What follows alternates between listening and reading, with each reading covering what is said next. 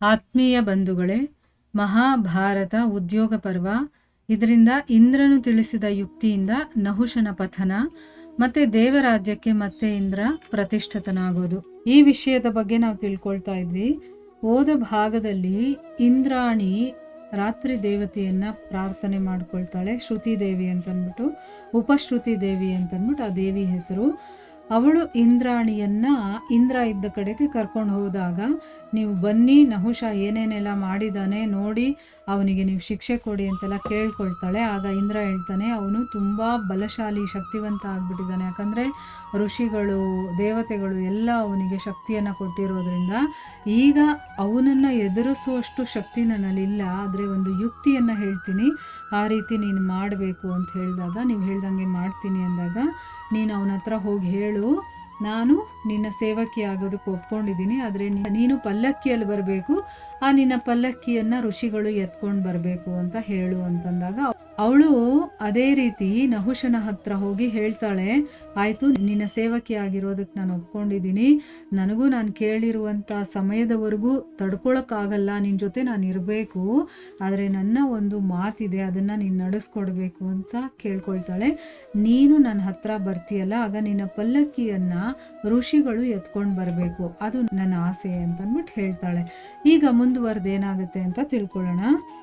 ಅವಳು ಆ ರೀತಿ ಹೇಳಿದ್ದಕ್ಕೆ ನಹುಷ ಹೇಳ್ತಾನೆ, ಸುಂದರಿಯೇ, ನೀನಂತೂ ನನಗೋಸ್ಕರ ಬಹಳ ಅಮೋಘವಾದ ಸವಾರಿಯನ್ನೇ ತಿಳಿಸಿದೀಯಾ. ಈ ರೀತಿಯ ವಾಹನದ ಮೇಲೆ ಯಾರೂ ಕೂತಿರೋದಿಲ್ಲ, ಇದು ನನಗೆ ಬಹಳ ಇಷ್ಟ ಆಯಿತು. ಈಗ ನೀನು ನನ್ನ ಅಧೀನಾಳೆ ಅಂತ ತಿಳ್ಕೊ, ಯಾಕಂದರೆ ಈ ಕೆಲಸ ನಾನು ಮಾಡೇ ಮಾಡ್ತೀನಿ. ಈಗ ಸಪ್ತರ್ಷಿಗಳು ಮತ್ತು ಬ್ರಹ್ಮರ್ಷಿಗಳು ನನ್ನ ಪಲ್ಲಕ್ಕಿಯನ್ನು ಎತ್ಕೊಂಡು ಬರ್ತಾರೆ, ನೀನು ನನ್ನ ಸೇವಕಿ ಆಗೋದಂತೂ ಗ್ಯಾರಂಟಿ ಅಂತಂದ್ಬಿಟ್ಟು ಹೇಳ್ತಾನೆ. ಈ ರೀತಿ ಹೇಳಿ ರಾಜ ನಹುಷ ಇಂದ್ರಾಣಿಯನ್ನು ಬೀಳ್ಕೊಡ್ತಾನೆ. ಮತ್ತು ಅತ್ಯಂತ ಕಾಮಾಸಕ್ತನಾದ ಕಾರಣ ಋಷಿಗಳಿಂದ ಪಲ್ಲಕ್ಕಿಯನ್ನು ಎತ್ತಿಸೋದಕ್ಕೆ ಅವನು ಶುರು ಮಾಡ್ತಾನೆ. ನೋಡಿ, ಯಾರೂ ಈ ಕೆಲಸ ಮಾಡೋದಿಲ್ಲ, ಆದರೆ ಅವನು ಈಗ ಕಾಮಾಸಕ್ತನಾಗಿರೋದ್ರಿಂದ ಏನು ಬೇಕಾದರೂ ಮಾಡೋದಕ್ಕೆ ರೆಡಿಯಾಗಿದ್ದಾನೆ.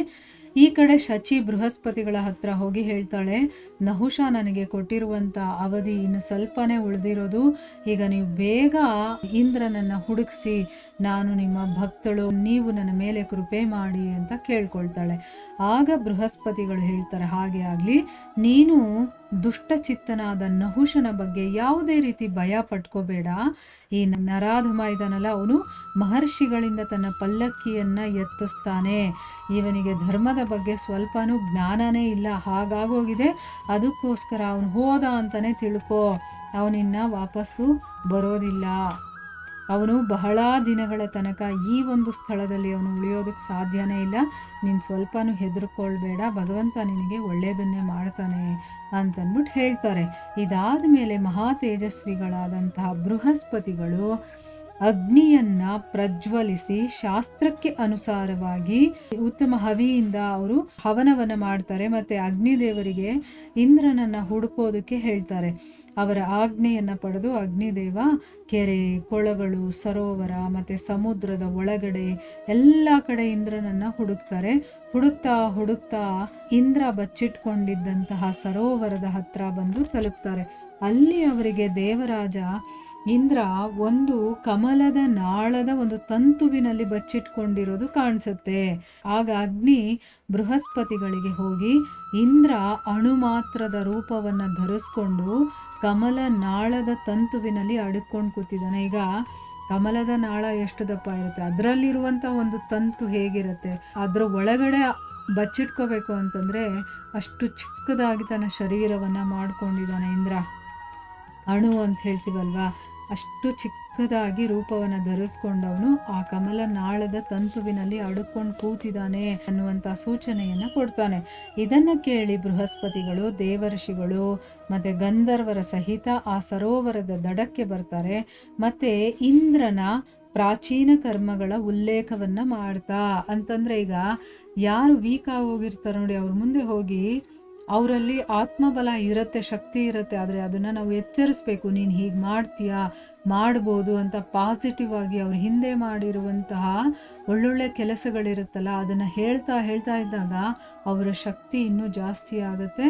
ಆಗ ಅವರು ಆ್ಯಕ್ಟಿವ್ ಆಗ್ತಾರೆ. ಅದಕ್ಕೆ ನಾವು ಯಾವಾಗಲೂ ಯಾರನ್ನು ಕೂಡ ಡಿಮೋಟಿವ್ ಮಾಡಬಾರ್ದು. ಅವ್ರಿಗಿನ್ನೂ ಪಾಸಿಟಿವ್ ಆಗಿ ಹೇಳಿ ಅವರಲ್ಲಿ ಎನರ್ಜಿ ತುಂಬಬೇಕು. ನಾವು ತುಂಬಿದಾಗ ಅವರಲ್ಲಿ ಇರುತ್ತೆ ಶಕ್ತಿ, ಅದು ಅವ್ರಿಗೆ ಹೊರಗಡೆ ಬರುತ್ತೆ. ಆಯಿತಾ? ನಾವೇನು ಮಾಡ್ತೀವಿ, ನಿನ್ನ ಕೈಯಲ್ಲಿ ಏನಾಗುತ್ತೆ ಅಂತ ಹೇಳಿ ಅವರಲ್ಲಿರುವಂಥ ಒಂದು ಎನರ್ಜಿನೂ ಕೂಡ ಕಡಿಮೆ ಮಾಡಿಬಿಡ್ತೀವಿ. ನಾವು ಡಿಮೋಟಿವ್ ಮಾಡೋಕ್ಕೆ ಹೋಗಬಾರ್ದು ಯಾವಾಗಲೂ. ಆಗುತ್ತೆ ನಿನ್ನ ಕೈಯಲ್ಲಿ ಮಾಡು ಅಂತಂದ್ಬಿಟ್ಟು ಅವ್ರಿಗೆ ಇನ್ನೂ ಪ್ರೋತ್ಸಾಹ ಕೊಡಬೇಕು. ಆಗ ಅವ್ರ ಉತ್ಸಾಹ ಜಾಸ್ತಿಯಾಗಿ ಆ ಶಕ್ತಿ ಅವರಲ್ಲಿ ಇರುತ್ತಲ್ಲ ಅದು ಜಾಗೃತವಾಗುತ್ತೆ. ಆಯಿತಾ? ಇಲ್ಲಿ ಇಂದ್ರ ಹಿಂದೆ ಮಾಡಿದಂತಹ ಎಲ್ಲ ಕರ್ಮಗಳನ್ನು ಹೇಳ್ತಾ ಅವನಿಗೆ ಸ್ತುತಿ ಮಾಡ್ಕೊಳ್ತಾರೆ. ಇದರಿಂದ ನಿಧಾನವಾಗಿ ಇಂದ್ರನ ತೇಜಸ್ಸು ಹೆಚ್ಚಾಗತ್ತೆ. ನೋಡಿದ್ರ ಅವರು ಸ್ತುತಿ ಮಾಡಕ್ಕೆ ಶುರು ಮಾಡ್ತಾರೆ. ಅವನಲ್ಲಿರುವಂಥ ಶಕ್ತಿಗಳ ಬಗ್ಗೆ ಎಲ್ಲ ಹೇಳೋದಕ್ಕೆ ಶುರು ಮಾಡಿದಾಗ ಅವನಲ್ಲಿರುವಂಥ ತೇಜಸ್ಸು ಜಾಸ್ತಿ ಆಗುತ್ತೆ. ಮತ್ತೆ ಅವನು ತನ್ನ ಪೂರ್ಣ ರೂಪವನ್ನು ಧರಿಸಿ ಮತ್ತೆ ಅವನು ಶಕ್ತಿ ಸಂಪನ್ನನಾಗ್ತಾನೆ. ಅವನು ಬೃಹಸ್ಪತಿಗಳಿಗೆ ಹೇಳ್ತಾನೆ, ಹೇಳಿ ಈಗ ನಿಮ್ಮ ಯಾವ ಕೆಲಸ ಉಳಿದಿದೆ ಅಂತಂದರೆ, ಈಗ ಇನ್ನೇನು ಕೆಲಸ ಉಳಿದಿದೆ ಅಂತ ನನ್ನನ್ನು ಈಗ ಎಚ್ಚರಿಸಿದ್ದೀರಾ. ಯಾಕಂದರೆ ಮಹಾದೈತ್ಯನಾದಂತಹ ವಿಶ್ವರೂಪ ಸತ್ ಹೋದ, ಮತ್ತು ವಿಶಾಲಕಾಯನಾದಂತಹ ವೃತ್ರಾಸುರ ಇದನ್ನೆಲ್ಲ ಅವನು ಕೂಡ ಸತ್ ಹೋದ ಅಂತ ಹೇಳ್ತಾರೆ. ಆಗ ಬೃಹಸ್ಪತಿಗಳು ಹೇಳ್ತಾರೆ, ದೇವರಾಜನೇ, ನಹುಷ ಅನ್ನುವಂಥ ಒಬ್ಬ ಮಾನವ ರಾಜ ದೇವತೆಗಳು ಮತ್ತು ಋಷಿಗಳ ತೇಜಸ್ಸಿನಿಂದ ಬೆಳೆದು ಅವನು ಅಧಿಪತಿಯಾಗಿದ್ದಾನೆ. ಅವನನ್ನು ನಾವು ರಾಜನನ್ನಾಗಿ ಮಾಡಿದ್ದೀವಿ. ಅವನು ಇವಾಗ ನಮಗೆ ಬಹಳ ತೊಂದರೆ ಕೊಡ್ತಾ ಇದ್ದಾನೆ. ನೀನು ಅವನನ್ನು ನಾಶ ಮಾಡು ಅಂತಂದ್ಬಿಟ್ಟು ಹೇಳ್ತಾರೆ. ಈ ಕೆಲಸವನ್ನು ನೀನು ಮಾಡಬೇಕು ಅಂತಂದ್ಬಿಟ್ಟು ಇಂದ್ರನಿಗೆ ಹೇಳ್ತಾ ಇದ್ದಾರೆ. ಮುಂದೆ ಏನಾಗುತ್ತೆ ಅಂತ ನಾವು ಮುಂದಿನ ಭಾಗದಲ್ಲಿ ತಿಳ್ಕೊಳ್ಳೋಣ. ಹರೇ ಕೃಷ್ಣ.